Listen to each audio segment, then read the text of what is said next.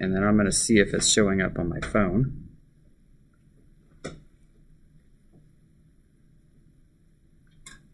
Okay, we're live.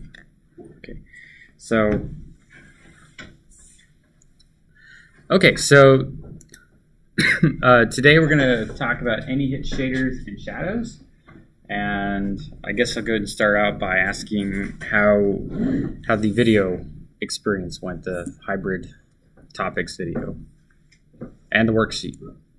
It was understandable. I mean, like, I just had a little trouble, like, trying to implement it in Homework. Okay. The shadow part. I mean, like, I understood the concepts behind it. I think I was just having trouble with, like, the actual implementation. That can be a little challenging. I couldn't tell because nobody posted on Slack all week, which is the best place so I can kind of see how the learning is going. So I had no thermometer. It could have went like, I understand this completely. That's on the long shot side of things, and then there's the I don't understand this at all, which is maybe more likely. So I would encourage you guys to discuss the answers on the Slack channel. So because that's kind of the way to gauge how well the material is coming in. We're going to go ahead and start with, let's just take a look real quick at the activity worksheet. So I have the right one open.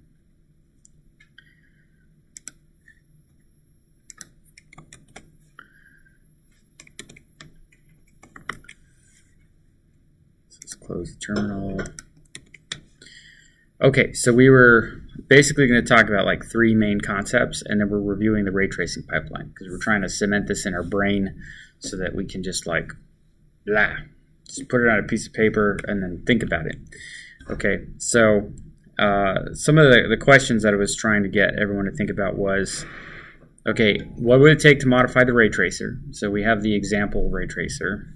Everybody was able to look at the source code for the ray tracer? Anybody have no idea how it works or what it's doing? Or because we can spend some time on that because we're going to be using that. In fact, I would encourage that to be like the basis for your homework assignment. Okay, so, and because one of the things I guess that I have the advantage of having written that entire ray tracer is that when you start doing things in GLSL, which is a C-like language, it's not exactly C, but it acts very much like C. But there are, you get issues, right? So I'll put one on the board real quick. Let me see if I can, try to aim the camera to the board. Okay, so here's one of the issues that I found. You have a void main, and you want to go through a bunch of lights and do some kind of processing. So you do this. So maybe you have some light structure.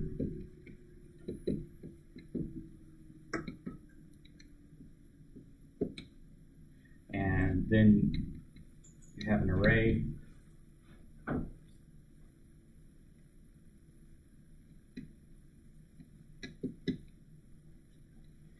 Okay. Let's just say, just allow for 16, like powers of 2. And you have some function out here. Maybe it returns a color.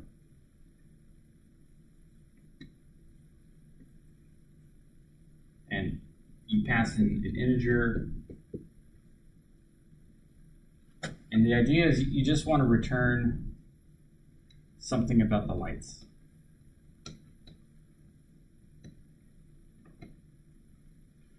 Okay? So here's what happens. You're going to try and iterate through this. Anybody spot the problem?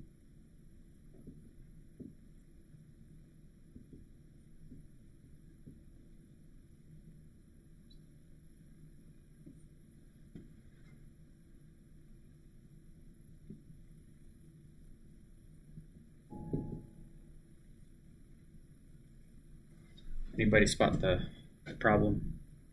This would normally work in C, something close to this, right? Anybody spot that? This will not work in GLSL, but can anybody tell me why?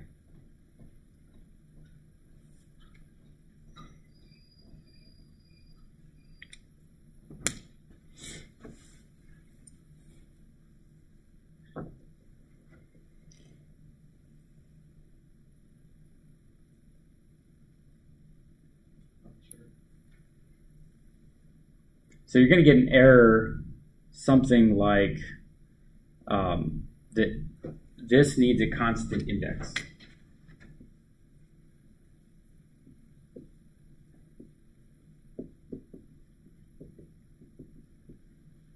Okay, now, technically it is, right? We know it is because we were saying I is going to be 0 through 15, and when we call this, it's going to be a number, a hard-coded number.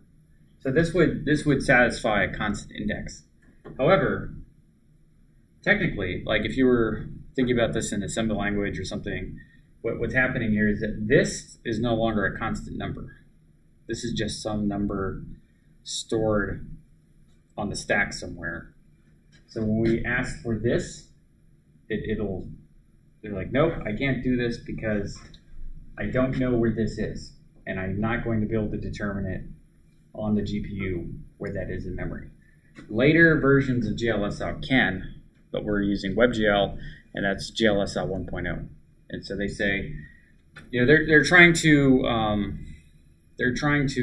meet like hard limits on certain kinds of GPUs. So you have a lot of older GPUs, they don't really have the ability to just branch, like store a variable in memory and then index off of it.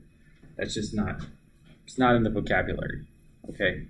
So it needs to be able to, if it needs to unroll this loop, and now you have constant values.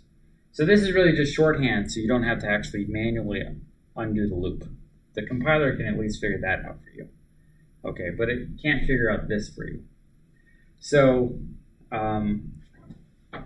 so what I end up doing, if you want to have a function like that, is inside this function, you have to loop through everything until you found the right I. And then you can go ahead and return it. So I'm going to go ahead. We know what main looks like. It's just a loop, and it calls getColor.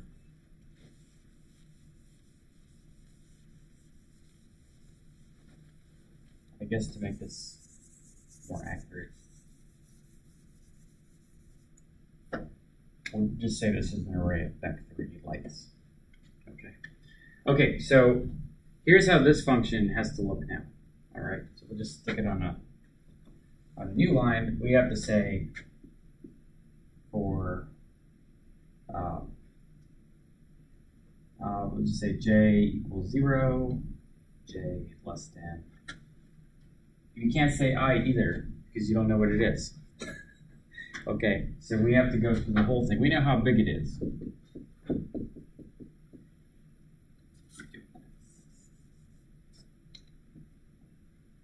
Okay, then we can say if,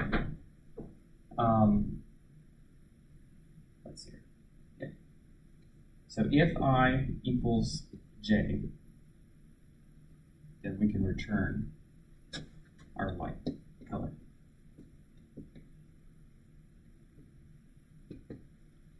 All right.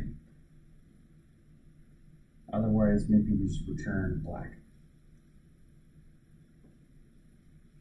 Where black is some constant, we find up here. Maybe it's a const vec3 black. Okay, so this is how you have to do something like this. So because you have this function here, you're passing in a variable. It doesn't know what it is. So then you have to add another loop in here to go through them. Tick, tick, tick, tick, tick. And once you found the right index, then you can go ahead and say, hey, we're there. Okay, so that's maybe the simplest way to do it. Just go to the list, return the loop. And so you'll see this pattern a lot in the code, because it would be nice to, you know, for it to act kind of the way we expect it to. I kind of ran into this with Intel GPUs versus NVIDIA GPUs. NVIDIA will let you compile the other way, and it'll be fine. And so then you kind of like, oh, this is how it works. And then you try to get it to work on the Intel, and it crashes, which is kind of strange. In some cases, it will just completely crash, and then you're trying to figure out, well, what is causing a crash. And if you've already written like hundreds and hundreds of lines of code, that could be a bit difficult to figure that out. Okay, but I did want to introduce you to this pattern. So why do we need to use this pattern?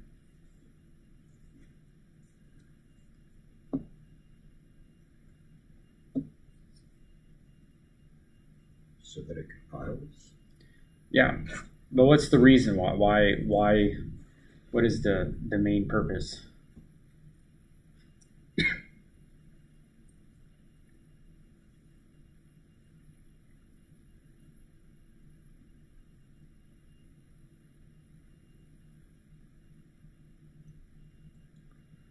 So it has to do with this constant index deal. It can't just take a number where it doesn't know what it could be. This could be anything. It could be 0, it could be 4 billion. It doesn't know what it's going to be coming into this. So even if you call it from another function and there is a way of determining what it ought to be, you know, if you compiled the whole program and then did some more analysis, not every compiler is going to do that, and it might just stop early and say, nope, not gonna go here. This is going to require more work. Okay, so more optimization perhaps. And the reason why is because when you have loops and you're trying to target older hardware, there's no guarantee that it can execute a loop like this. It might have to completely unroll it. And so technically every statement's getting executed. And so they might only support simple branching. So in a way, this is kind of like a branch inside of a shader. So you're saying, hey, if this is the same, then go ahead and return that light. So, because a lot of times it's stuffing this stuff into a register somewhere. Yeah. So that constant index is the main reason why. So you'll see this pattern over and over again. Okay.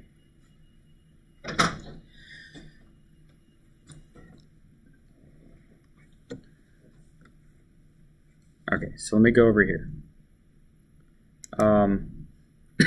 Okay, so we are asking the question, what would it take to modify the ray tracer to support shadows? Does it support shadows as is?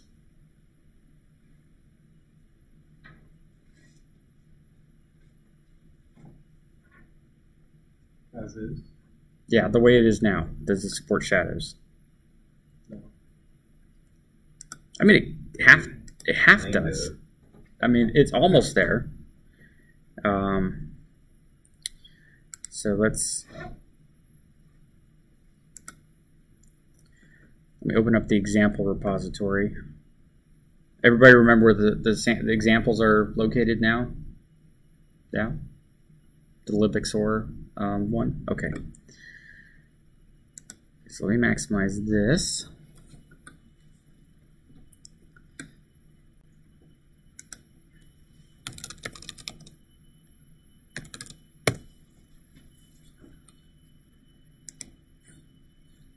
I think I'm running too much on my computer, so.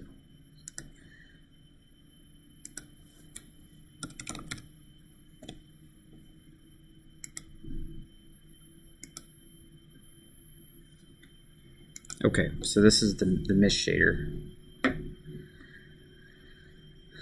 I mean, it kind of supports shadows, right? I mean, those are technically shadows, and if I change, you know, where the sun is, they respond appropriately, right? But of course, they're not 100% shadows, because if we just change, if we wanted to add reflection so we get the sky inside of it, then it doesn't 100% do the trick. Okay, so if the sun goes all the way down, well, actually, I'm not doing any special coloring on the sky, but let's see here. I don't think it's. We get some errors, right, if we're trying to get multiple bounces. That's another issue too, right? That eventually we're going to fix is that multiple bounce. So if you bounce from, the light's bouncing from one sphere to the next, to the next, to the next, at what point do you stop? And And what color should that be? You know, that's a big, that can be a big issue. Okay, so right now, I mean, technically it does support shadows in a way. All right, and if I go to the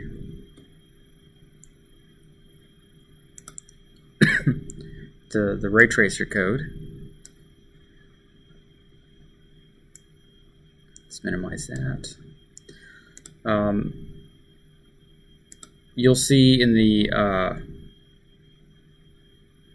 we have two rays, so we have the closest hit, and we have a reflection. If I comment out the reflection ray,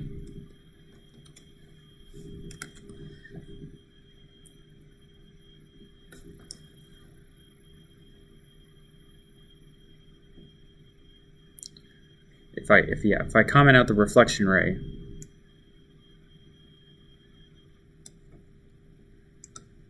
we get rid of the sky, but the color will be black. So if we don't have, so if something hits an object before we get to the sky, so we basically have a basic implementation of shadows in there.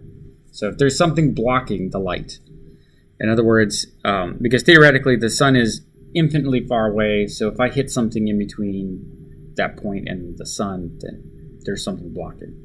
So there is basic support for shadows, but there isn't like, you can't like add a light to the scene, right? That we probably want to have lights and then be able to determine whether or not there's some kind of blocking. So how would we do that? How are we going to determine where the lights are, one, and then two, whether something's in between? Because this code right now won't do it. This is just checking to see, in the general case, is something blocking this ray. Keep a record of the lights.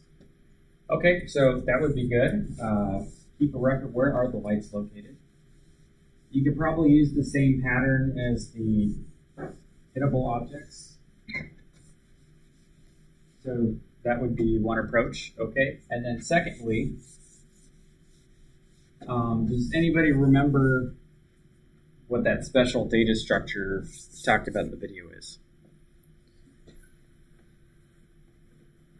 That you can kind of use for all of the shaders. So just going over here to the, it's not on this element, but it's kind of going along for the ride. What is that special word? It starts with a P. Payload. The payload. Payload. Okay. So the payload is kind of like a scratch piece of paper. You can just put some stuff in there that you know you might need for all of the stages, and you can make changes to it or whatever you need to do. So for example, if you were doing shadows, you might want to say, okay, I'm going to shoot a ray to this light, but maybe I want to make sure that my object has to be closer than a certain distance away. So you can calculate how far the light is from your hit point and then traverse a ray and see if it goes, if it falls short of that distance. And then you know, okay, it has, okay. In the case of the sun, it's like the distance is infinity, so we don't really need to check. We can just say any distance. If we get back any distance, then it's a problem. Okay, so that's how we're basically using an any hit shader. And then what you can do is, well, at that point, I mean, do you quit? Just because you hit a shadow, do you quit? What are the options? Or what are the effects if you pick one option over another? Like, let's just say we decide to quit. What's going to happen to the scene?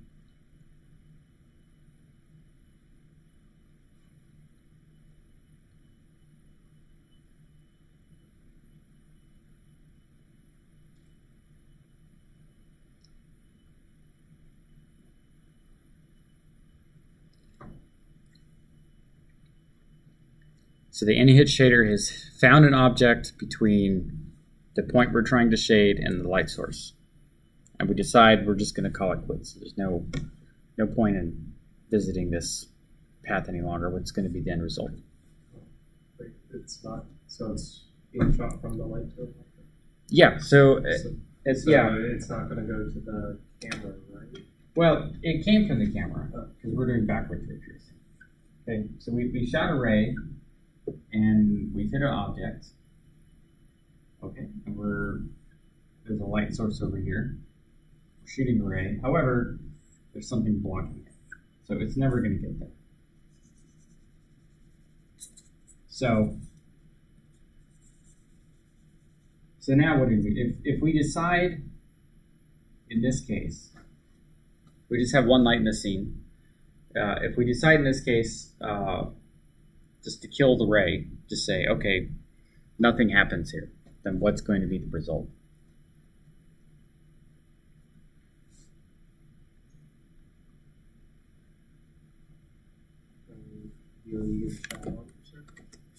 You do, but what are some characteristics about it?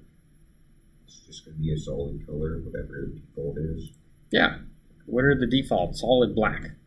Okay. That that is probably fine for some cases. You know.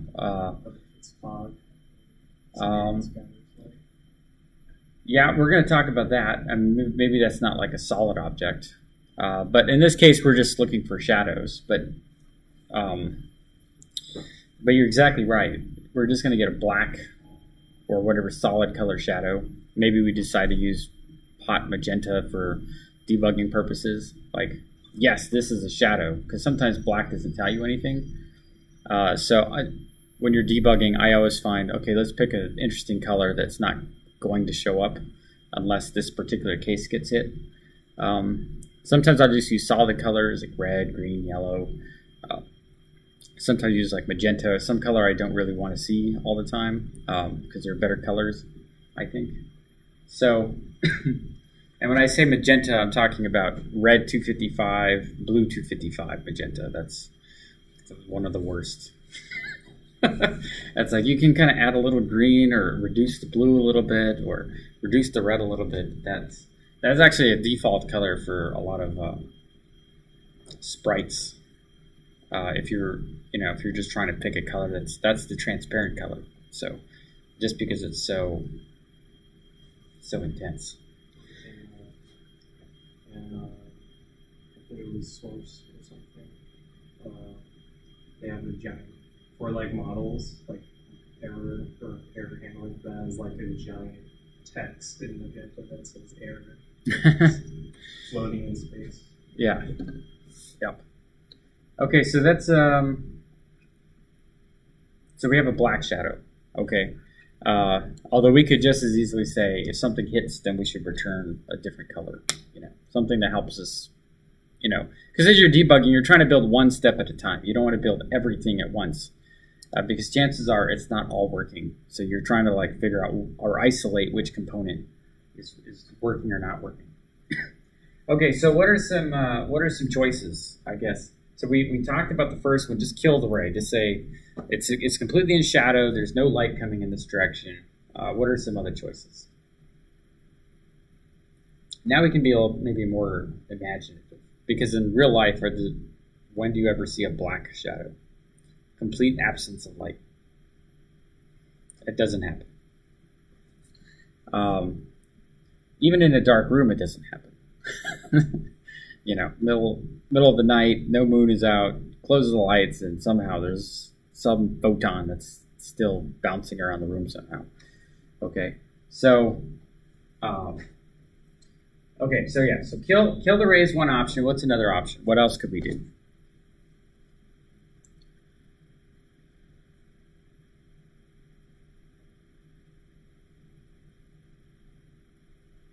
See if that surface reflects anything.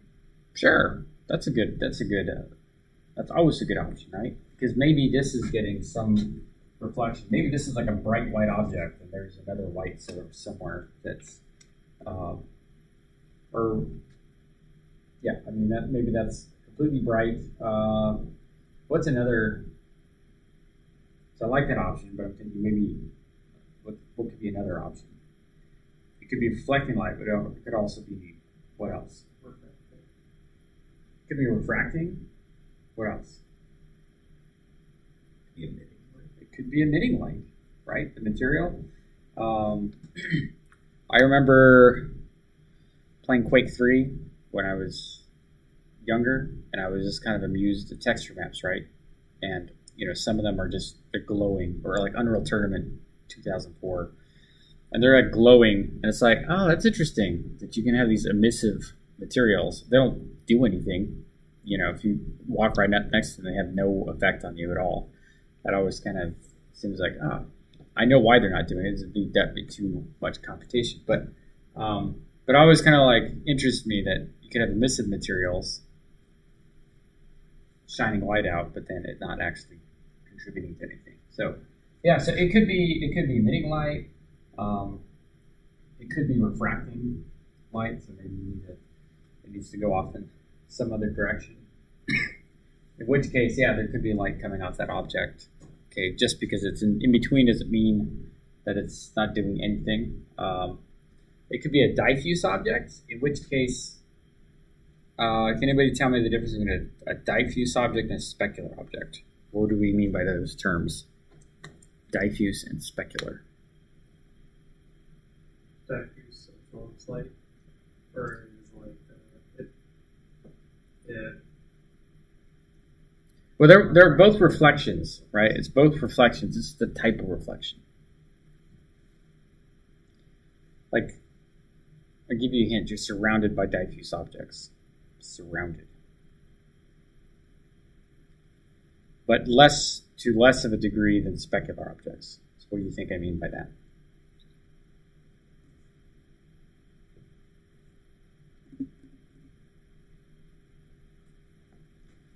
I'll draw two diagrams.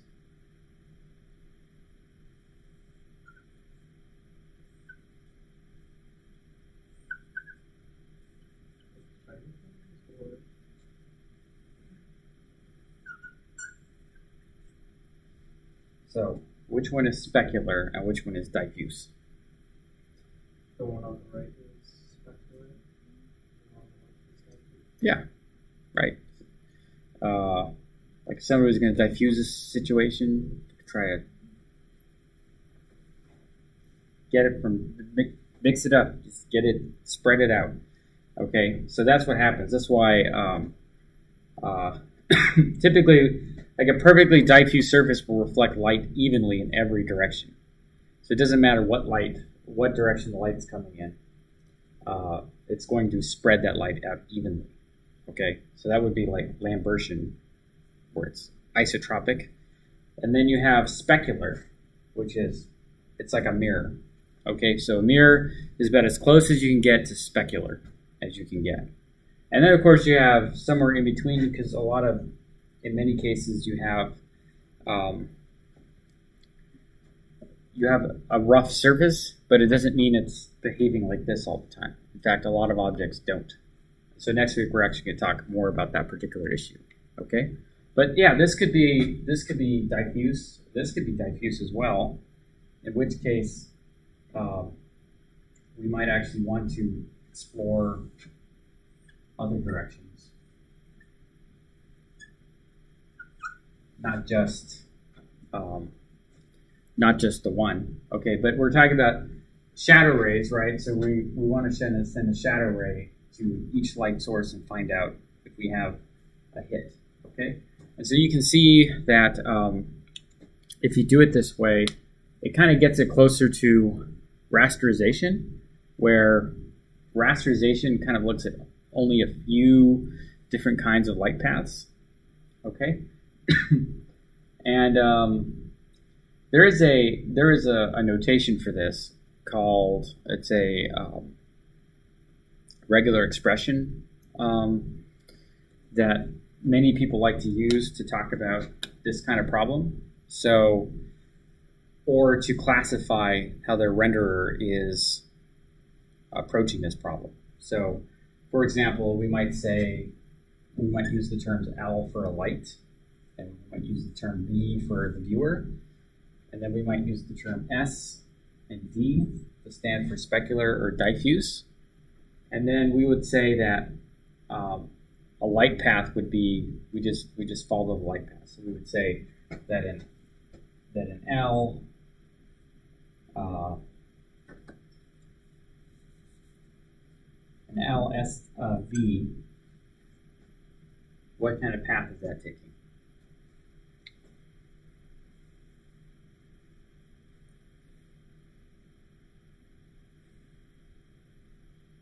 What do you think, Jacob? It'd be like from the light then reflecting off of the specular object. Yeah, exactly. Very, very good. And Kim, what do you think about this one?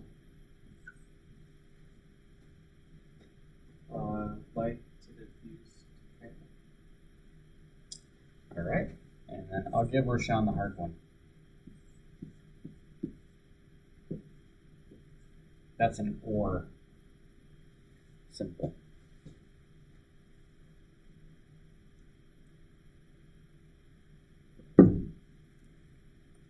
You just take a guess. What do you think that means? So this one's going from a light to a diffuse surface to the viewer. This is going from a light to a specular surface to a viewer, and this is going from a light to a... Yeah. Okay. So if, let's just say you were writing a renderer, and you're just writing a basic renderer, and you use n.l. So anybody remember what n.l by itself represents?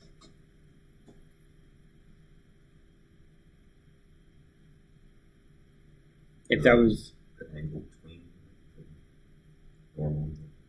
Yeah, it represents the cosine of the angle between the normal and the light source, but from a illumination standpoint. What is that? Is that going to model a specular interface? We'll call it interface just where it hits.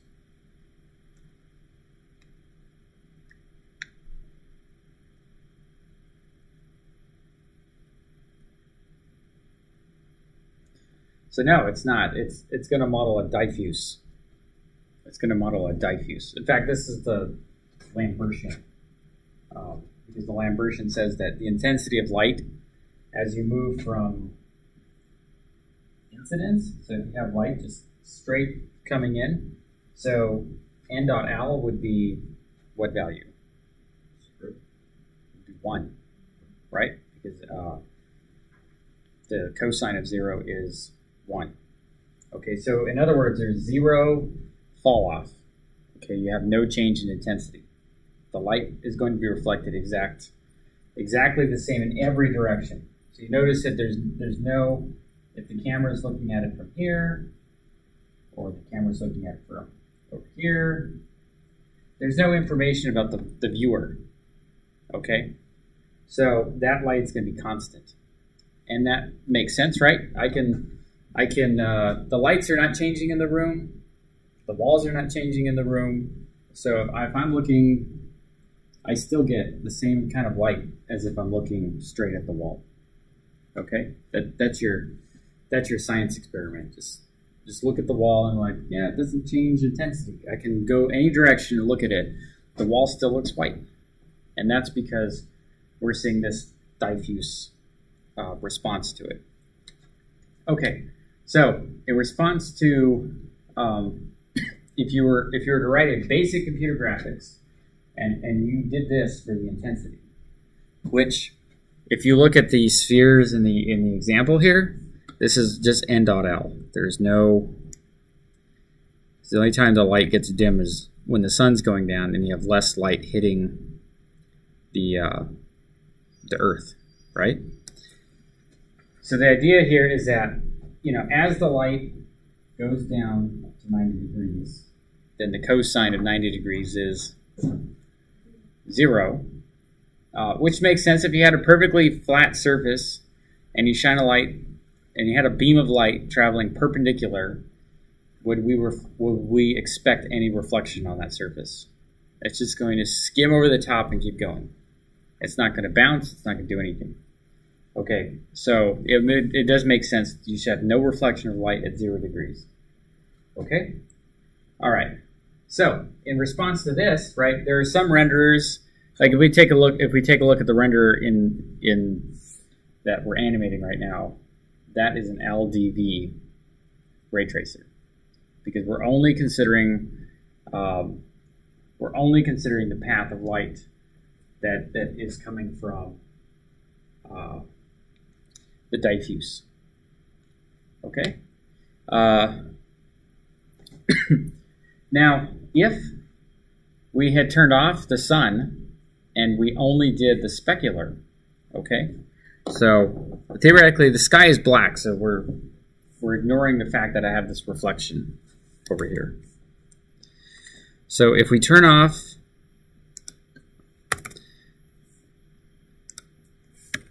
any kind of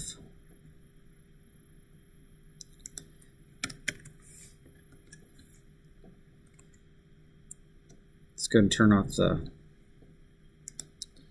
sun. Now this is a perfect reflection.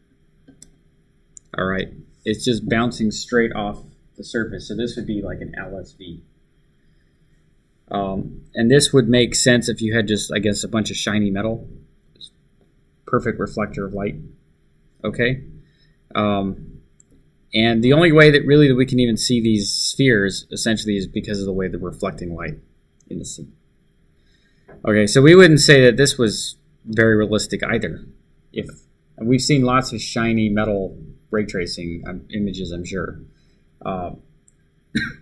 So obviously, if you only do one or the other, then you're not going to end up with that perfect of an image. Okay. So let me go back here and undo all this commenting. Okay, so if we have both S or V, and let's put that there. It's getting a little bit better, but it's still kind of hyper real. You know, we wouldn't actually see images. But a lot of, if you think about it, with real-time rendering, we want to do shadows, we want to do a bunch of stuff. This light path over here is only going to get you so far, right? Maybe this is more appreciated if you look at older video games, I guess, or older computer graphics, where they only have one light path that they're simulating, and we're ignoring all the other extra light paths, okay? And we'll talk about global illumination later, but global illumination, we're really interested in this concept. So we have specular or diffuse surfaces before we get to the viewer. What does that little plus sign mean? In regular expressions, what does that plus sign mean?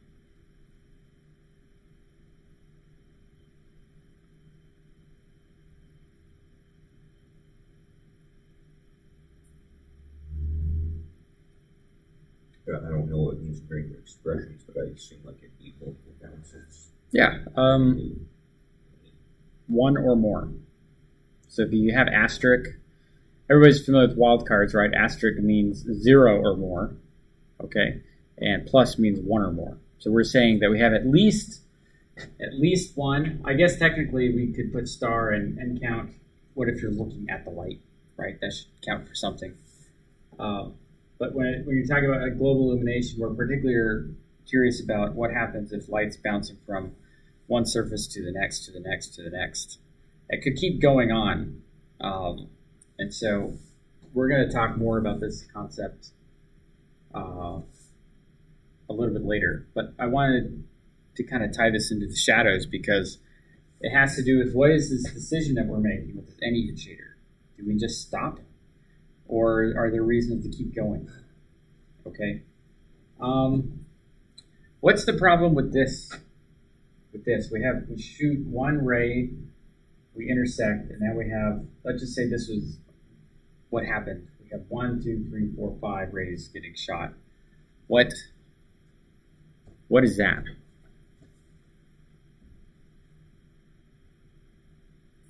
How scalable is this going to be?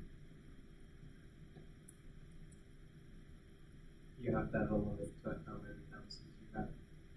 Okay. Or how many rays you create on each band. So, Sure. The term branching factor. There's a branching factor here. So that means for every now, and you have to remember, we're just kind of like, this is 1 pixel on the screen. So everybody's like 4K video. So now we have 4,000 rays here, and if this hypothetically shoot, let's just say we shoot 5. We're just doing maybe we're just doing 2 paths of light, right? Now we're shooting 5 times 4,000 rays. What's that?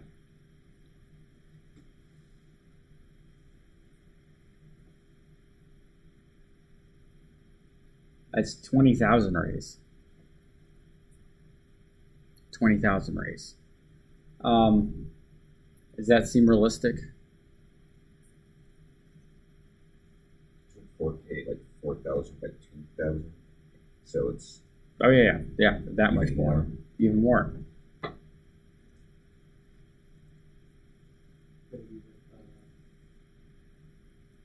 Yeah.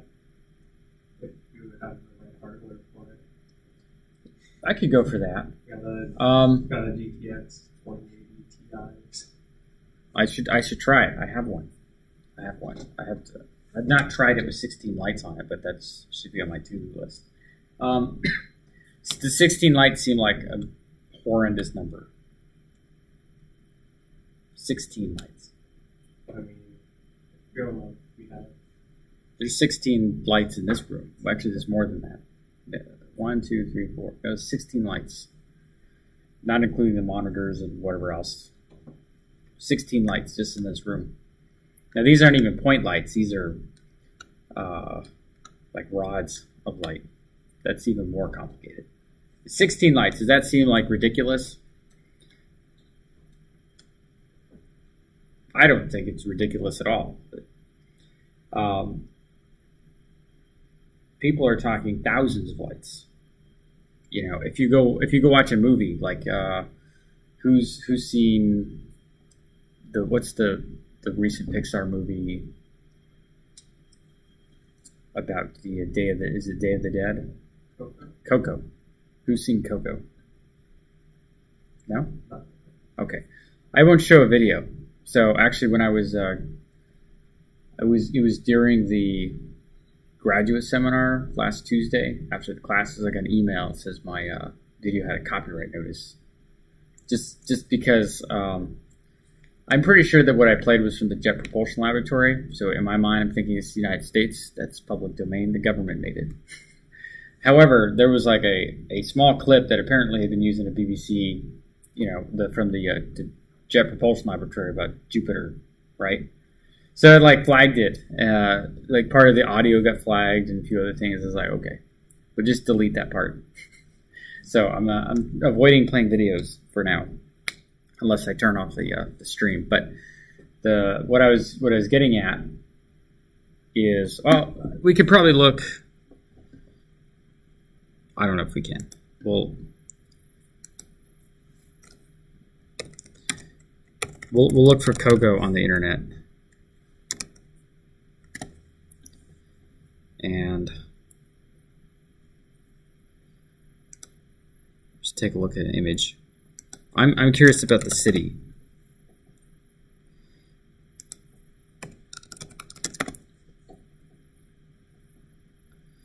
Okay, how many people think that 1,000 lights is ridiculous? for real time. Yeah. Okay. Well, the thing that I'm going to do for my research project is forward plus rendering, which calls a bunch of lights before. Yes. So, and they have thousands of lights with that. Yeah. Thousands of lights is a reality nowadays. AAA game is going to use thousands of lights in their scene. Now, they try to use some clever ways, like because you could use that method where you just batch each. You divide the screen, kind of divide and conquer. Pick the lights you think are most useful.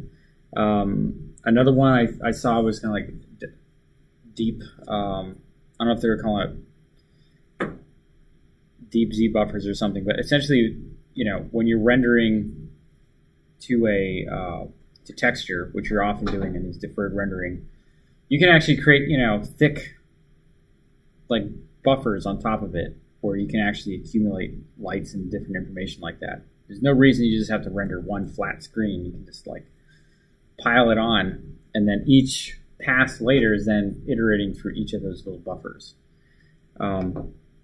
So the idea here is that thousands of lights is not a problem. Okay, now with ray tracing, I kind of like the magic number 16 just for a testing number. So if we had 16 lights and we're just testing 16 shadow rays, then, and we have a 4K display. Okay, so we have the 1 is for the camera rays, 16 are for the reflection rays towards, or the shadow rays to each camera, to each light, and then you have, just to round the number up. So you have 17 times 8 million.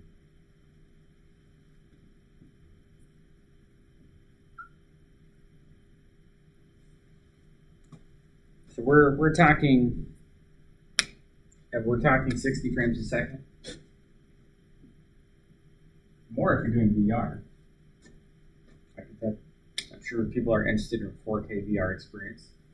Okay, and yeah, we're in the billions of array. But what work have we really done? We haven't talked about.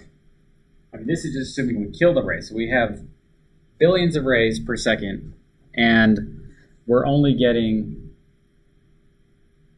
black shadows. So you can see how this can get out of control a little bit.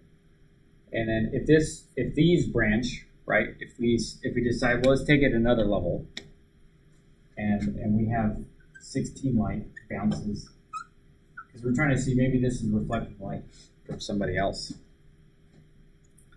So now you have a branching factor of 16 times 16. So this can get out of control very quickly. Very quickly. Okay, so the any hit shader, it's a very I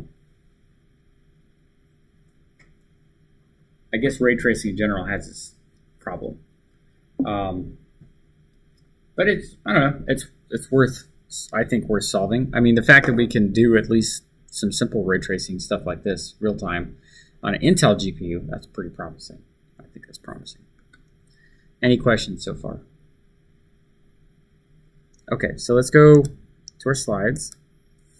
Okay, so we're trying to figure out what to do with these any hit shaders. And we talked about some of the complexities of the light paths, right? This is very important to remember. We're going to talk about this later again in the course, but this is very important to know. In fact, if you're wanting to write down some notes,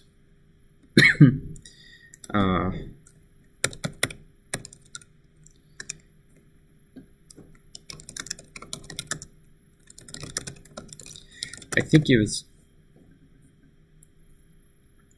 Paul Heckbert.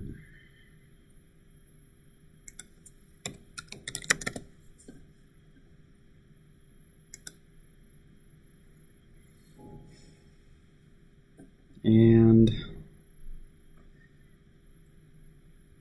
this was in the 90s.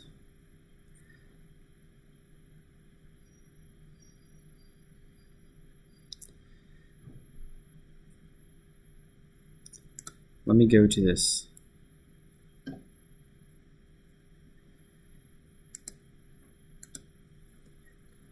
Let's go to this web page, because he might actually have the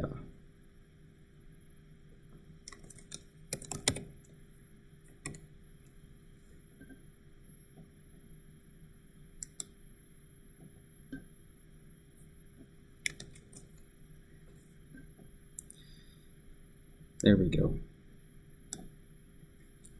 1990. So this concept's been around for a little while.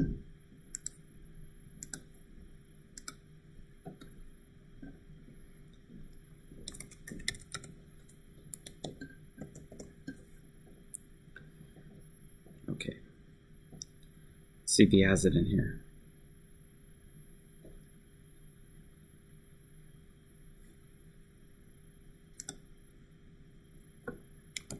We'll just search for it.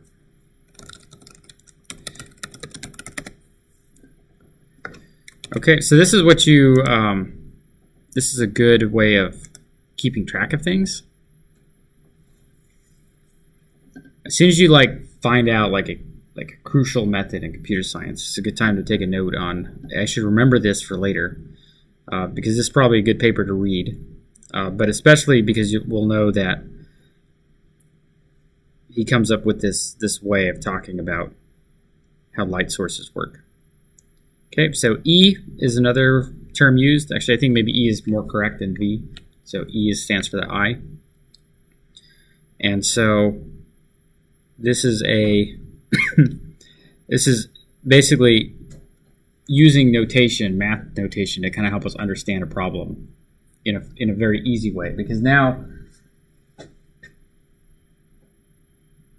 how many of you maybe understand the reflection problem less because of this notation? Or is it maybe more clear? It's more concise. You don't have to describe a whole paragraph saying yeah, you know, when you're looking at a room and light's bouncing from wall to the table to your eye, you know, and you're talking about different kinds of surfaces, but immediately, you know, so if you're doing computer graphics research, now you have a nice, easy way of talking about our problem solves these kinds of paths. And so you can kind of bring that down to really short, concise. Everybody knows, and when I say everybody, people who have published work and their experience with computer graphics knows what this is talking about. Okay, so this is something very important to know coming out of this class. Okay. There's nice charts in here. Okay, so we're talking about any hit shaders, and we're talking about, you know, what should we do? Okay, we talked about we could just kill the ray, and then we get black shadows. We also talked about spawning new rays. So just because this one appears to be blocking doesn't mean that it itself is unlit as well. Okay, and then another thing was alpha testing. What concepts are kind of behind the alpha testing?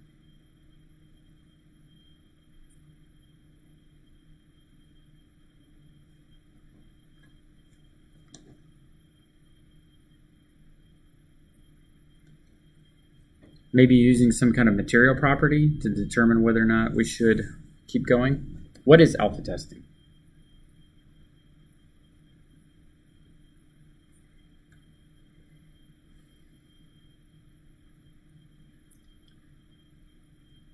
Where have you heard that term before, alpha? What do we use alpha for? Visibility? Opacity? Yeah. Yeah, I'm just trying to figure out where you guys have used it before, alpha. So RGBA is a very common format where you'll have your red, green, and blue, but a lot of times we're dealing with rectangular images, and seldom are objects square-shaped. So sometimes we'd like to say this part of an image doesn't exist. So we'll say that this alpha value is 0. And then we'll say this part of the image does exist, and that's 1. And maybe you want to blend it a little bit. Okay. So alpha testing is used for determining, maybe this surface has a complex shape, and some of it is maybe we use the alpha test to determine whether something's refractive or not. For example, how many people have ever seen metal overlays on a glass object? They'll have glass, and then they'll put maybe it's a fancy glass or something that's got bands of metal around it, or jewelry, or you have a combination of glass and some other kind of object. Or maybe you just take a window and you spray paint on it. Obviously, you can't see through the spray paint, but you can see through the window still. And maybe in some cases you just have some splatter of paint in between, and you can still see through the window a little bit. Anybody looked at maybe gone up to a frosted window, and you're like, I can still see through it. Light's still coming through it. Okay, so alpha testing is one idea where maybe you use a texture map or some material property that determines, hey, at this point that you just hit, this is reflection or this is not. Or we talked about it being emissive. Maybe the whole object isn't emissive. Maybe the texture map determines this part is emissive, this part is translucent, this part is solid. Okay, so we could use material properties. And then we talked a little bit about shadow rays. Now, who wants to give a stab at talking about what weighted ray tracing is? Weighted ray tracing. Who is weighted?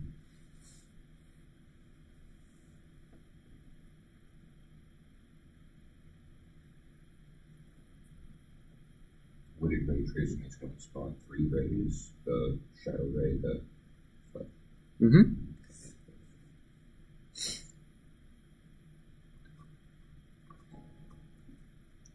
So who is this guy Whitted, though? This is important to know also. Whitted. His last name is Whitted. What's his first name?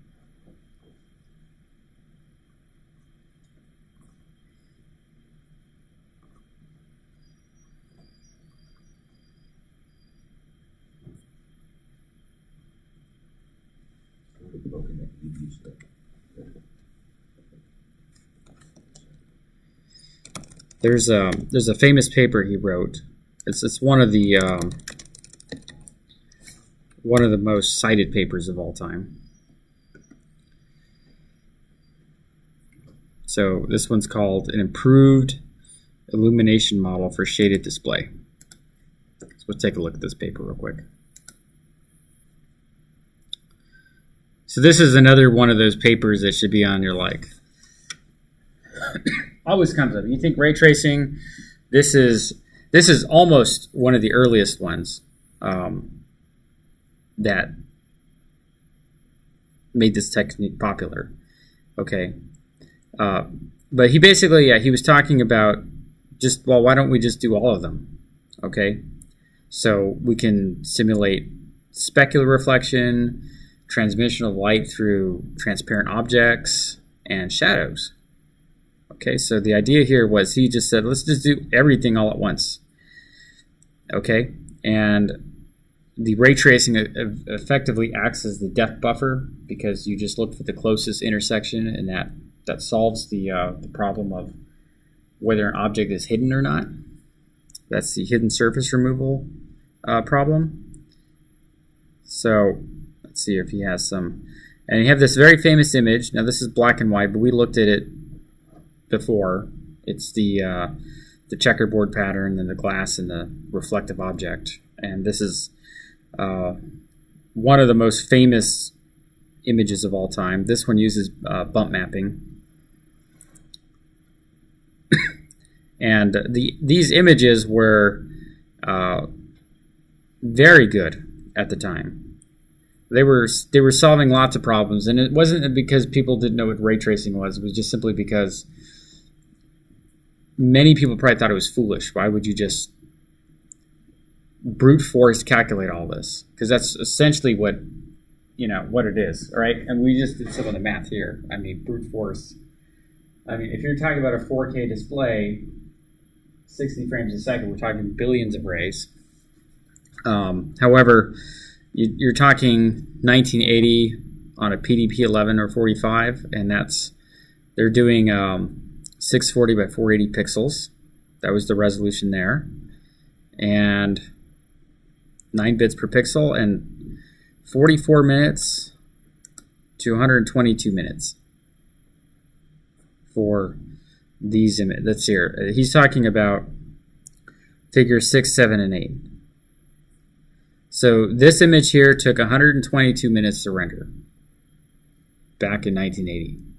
This is why people didn't think that this was very practical, okay? Because now if you want to render a movie, right, and 640 by 480 is probably That's a minimum, I think, for a movie. If you're gonna, I guess if you're making a DVD, that's basically the resolution you're dealing with, 480p. Okay, but 122 minutes. Like, think about it as a student. If you were going to do an animation project and you just want to get a bare basic 15 frames a second, maybe you know that you're a student, so you're just going to have to budget it down.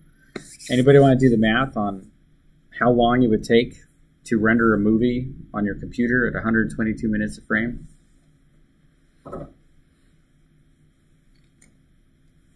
I think it's worth doing the calculation. What do you think? How long would a nice short student film last? We're doing 24 frames. We'll go with 15 frames a second. We know we're students. In fact, a lot of like TV cartoons, even animation's done at 15 frames a second or slower. Sometimes it is that slow. For a TV production, you just don't have the time to draw all the in-between frames, which is kind of weird because when I grew up, I grew up watching Warner Brothers, like Bugs Bunny and stuff, and it was very smooth. And so I think maybe the first few times I was watching anime, it was kind of like this very slow motion compared to a Warner Brothers. You know, you're thinking, oh, animation's fluid and but yeah, if you're going to produce a 22-minute show, that's a different story because then you have a fast, that show's coming out every week. You can't take forever to draw this thing. Whereas those short films were often done, it took months to do, and they were in preparation to play them in the movie theater before a feature film. So really that was, for Warner Brothers, it was a great way of showcasing, hey, here's what we can do in our studio. But, you're talking months to do 5 minutes of video. Yes. It took 30 hours to make a 1 minute video. 30 hours to make a 1 minute video. So that's, that's, no, is that right? How long did it take for that? 122 minutes. Okay. Yeah. For 30 and a half hours. No, it seems too short because 122 minutes is 2 hours. You have 15 frames per second, and you have 60 seconds in 1 minute.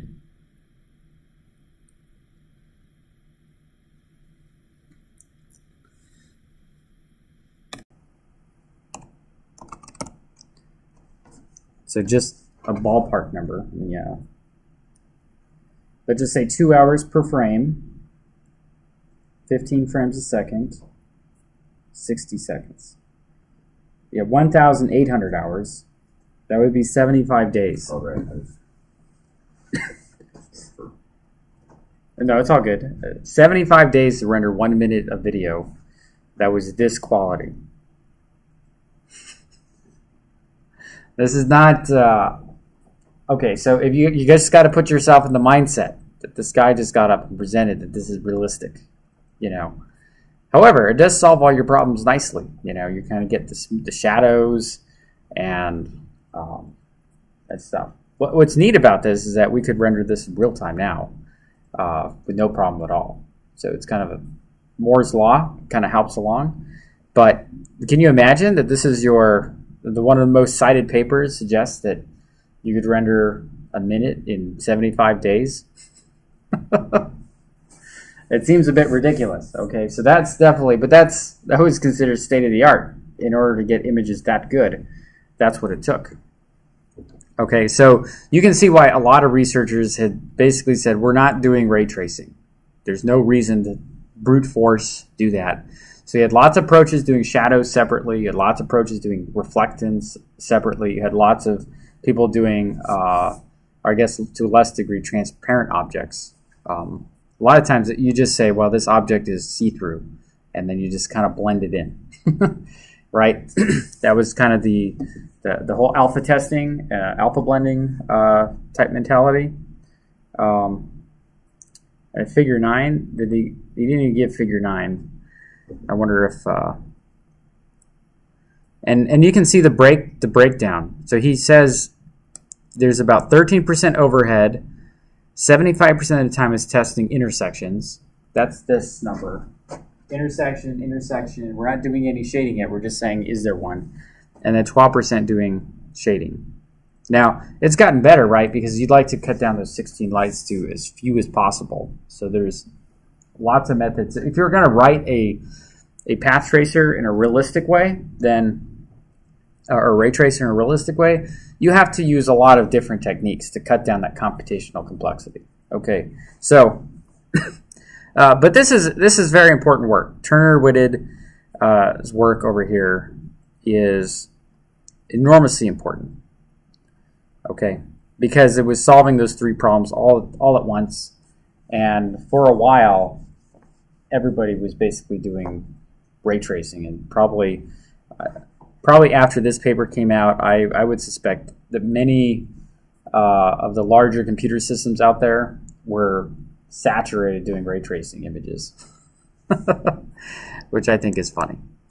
Okay, so that's what Whitted ray tracing is. Okay, Turner-Whitted's famous 1980 paper, and the idea here is brute force. Okay, so with shadow rays, that's just one component of Whitted ray tracing, but we're basically going to loop every light. So if it's blocked, then we're in shadow. And we looked at how GLSL, we might want to do that, but how it's not like so cut and dry. If you're using functions, you have to be careful how you use indexes and stuff, because it can easily turn in from a constant expression to a non-constant expression, and then your compiler says, I can't handle this, because it's dealing with a limited number of instructions that it can execute on the GPU.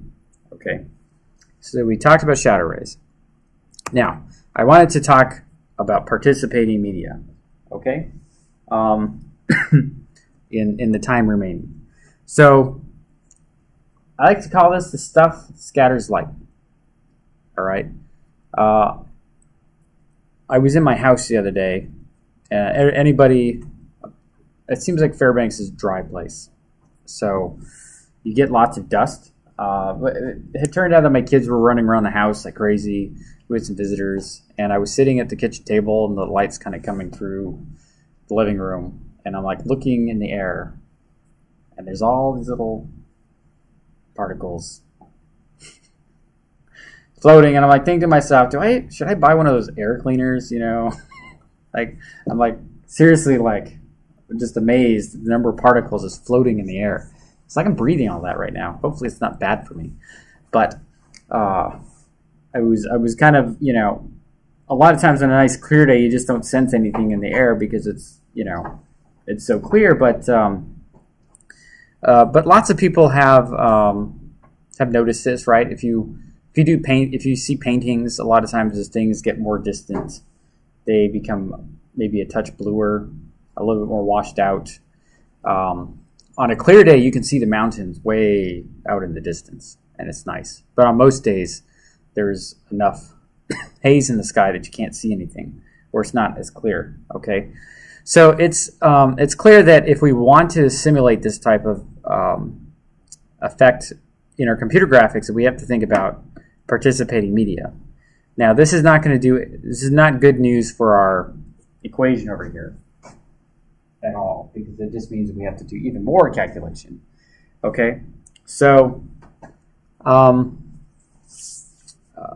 so with this concept in mind, I know that I mentioned a few different kinds of participating media, but I want to introduce a few keywords. Okay, so what do we mean when we say isotropic versus anisotropic?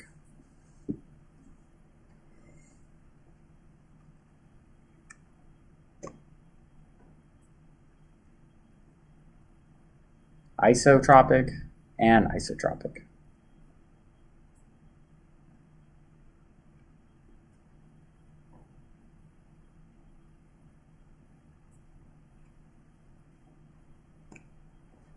Does light pass through, or does it not? Not exactly. It really just refers to the behavior.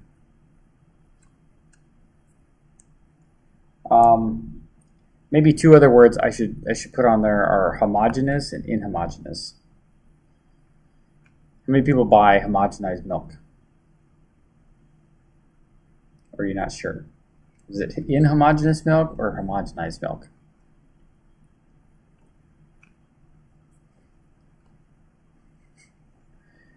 And then if you do, then what's the difference? Because you can get both kinds. You normally don't buy inhomogenized milk, and they don't put that term on there because it's just regular milk. Okay, but what's the difference?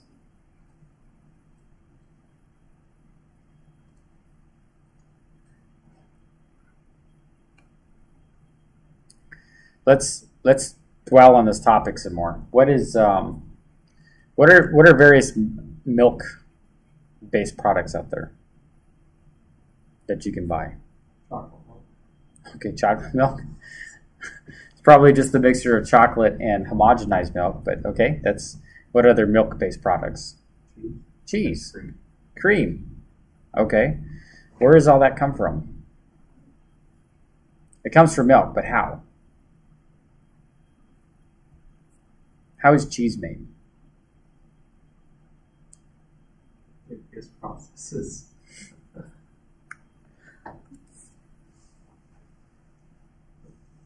It gets stirred. That's how butter is made too. It gets stirred. And what happens when it gets stirred? It starts to separate. You get the curds in the way. Okay? Now, milk from a cow comes out, and it's basically of various parts, but it's got cream in it, or fats, right? And what happens to milk straight from a cow is that it starts to separate, and the cream floats to the top. Okay? So if you were buying milk, I would say in the 1940s or 1950s, and you got it in a glass jar, and it was like straight from the cow, what's going to happen to the milk? It's going to separate. So what do you need to do? Mix it back up so it's all back together again, right? Okay, so what do we think we mean when we use the term homogeneous and inhomogeneous?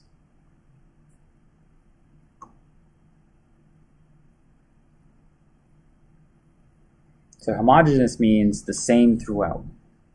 So what does inhomogeneous mean?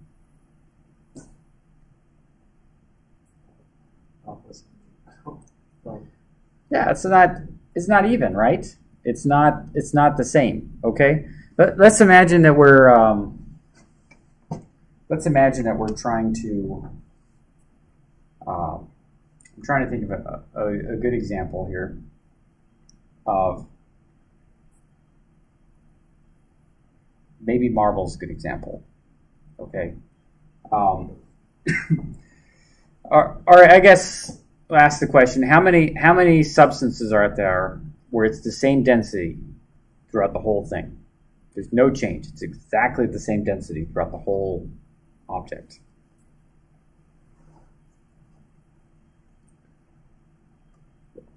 Or is that always the case? It's always the exact same density, no matter where you measure it. Exact same density.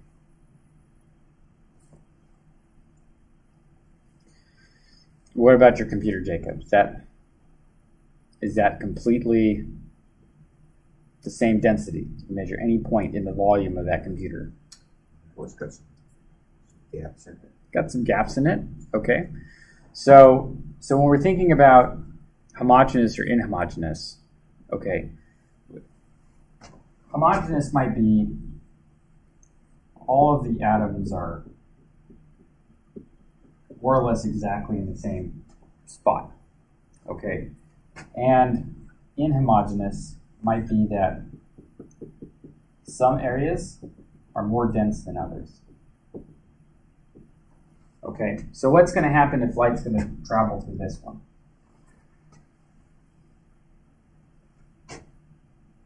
Let's say you have one traveling this way, one traveling this way, and one traveling this way.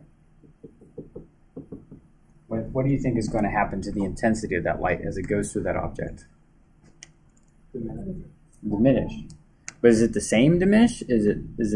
Or is it variable? Yeah, it could change.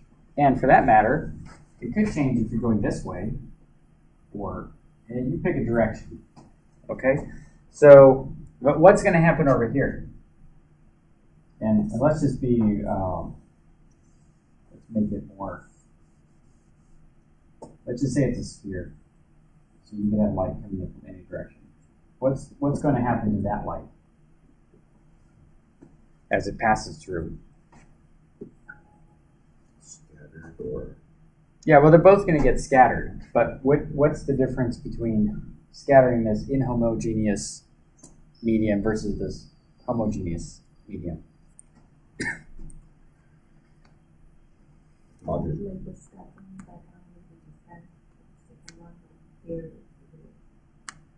Yeah, it's the same. So if you like pour yourself a nice glass of homogenized milk and you put it on the table and you start walking around it, is it going to change?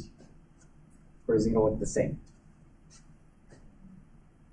Now, yeah, maybe this is a good experiment. You go buy yourself a packet of Kool-Aid and get yourself a nice clear pitcher and then just let the Kool-Aid go in, pour the Kool-Aid packet into the water and then see what happens. And until you mix it up, is it going to be homogeneous or inhomogeneous? As the powder is floating around in the fluid, in the water. Inhomogeneous. Okay, until it gets dissolved into the water, it's scattering light differently. You can see the difference. Okay, so now you can kind of think about this idea of isotropic and anisotropic. So homogeneous, inhomogeneous is kind of it's kind of talking about the idea of what is the kind of material we're trying to simulate. And anisotropic and isotropic is referring to the behavior of that. So if we had this homogeneous, we'd expect the behavior to be isotropic. It's going to be the same in every direction. So it doesn't matter where I check. If it's a perfect sphere and the light is constant ambient light, then it's going to be the exact same illumination in every direction. Okay, so isotropic, kind of, if you need to draw a picture, just like draw arrows. And just imagine a circle. Okay, isotropic. And if you're trying to imagine what anisotropic is, so an is like a prefix, it's a negate, it performs a negation on whatever we're saying. So we're saying it's not isotropic. So that's what anisotropic means. Not. Okay? It's not isotropic. So then just imagine, well, I'm going to draw a bunch of arrows, but they're not necessarily the same in every direction. Okay? So then if you were to draw something, some shape around it, it would not have like an even form to it. Now, which do you think is going to be the easiest one to do, to model?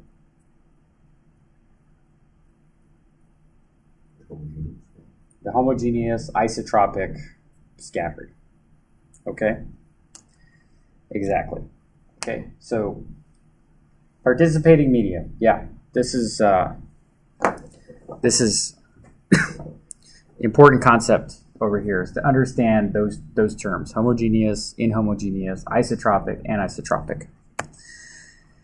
Now, another thing. Okay, so we were talking about scattering. We haven't defined what scattering is per se. I talked about in the video, but what is scattering? If you're going to describe to your mom what scattering is, I'm learning about scattering. What's that? What is scattering?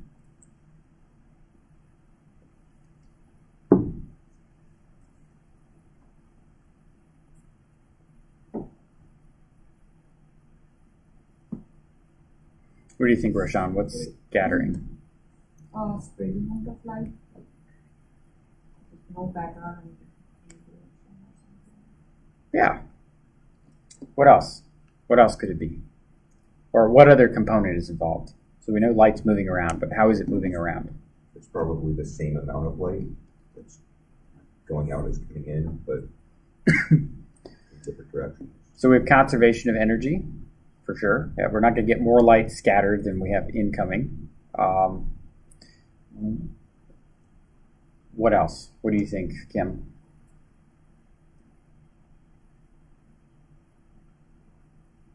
I guess not all like regions view it. This is true.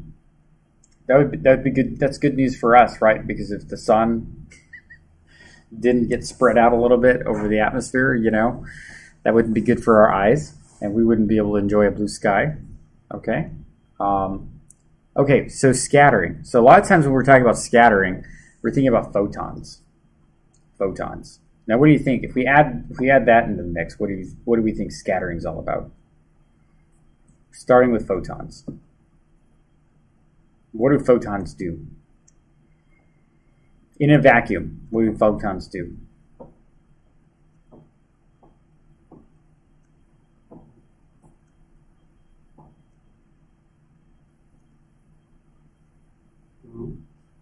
They move, but where? How do they move? That direction. That's no direction. In a single direction, a straight line. Okay, this is why space is black. Okay, because there's nothing causing light to do anything except for gravity. We're just going to ignore that for now. Okay, that's kind of like scattering. Okay, so what happens if we add some like atoms in that vacuum? What are those photons going to do? Bounce. Bounce? Do they ever hit the atom? Or what happens there?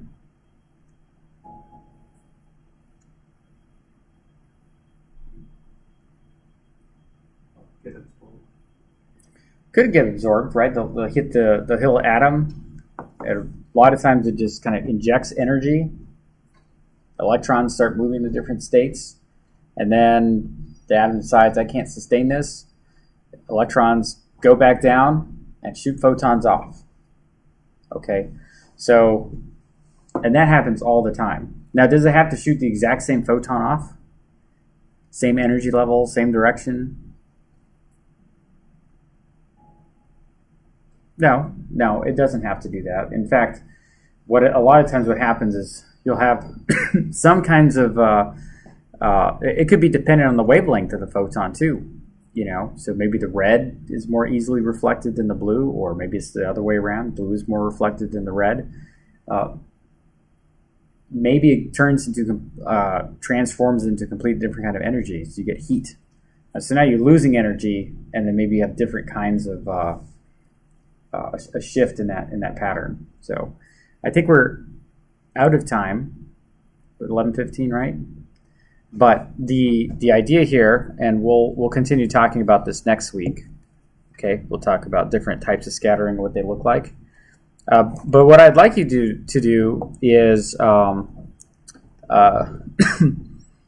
look at these types of scattering. What is absorption? What is emission? What's in scattering? What's out scattering? And I'd like you to talk on Slack what you found about each of those. In fact, maybe it was who wants to do absorption? Who wants to find out what absorption scattering does?